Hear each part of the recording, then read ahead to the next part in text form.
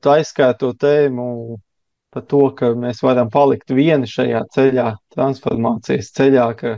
arī man tā sākumā bija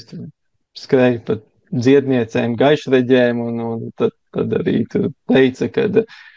tev nomainīsies visi tavi draugi, tad viss tāds, protams, saķēra galvu, un kā tā var būt, es palikšu viens vēl kaut ko.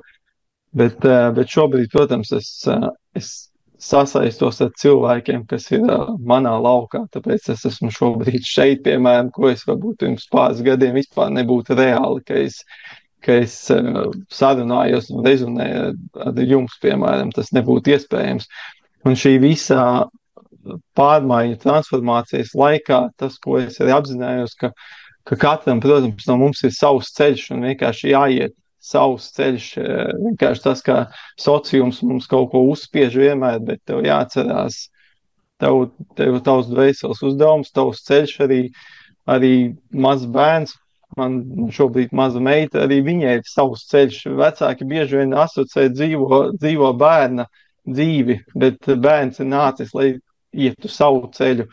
Tāpēc vienmēr jāatceras, es eju savu ceļu, mana sieviete savu ceļu, protams, mums paralēli viņi kaut kur satiekās, šķērsojas, bet mums tāpat ir jāpilda savi uzdevumi, savu pieredzi jāiegūst, un tas ir vienmēr jāatceras vienalga, ko tev saka sabiedrība, ko tev uzspiež,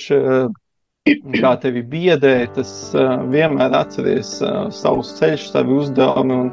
vienmēr ieklausies sevi un tur būs tās visas atbildes, kas tevi, ja tu noies no šī ceļa, tad ieklausies sevi un tu tiksi atpakaļ tur, kur tev jāvirzās.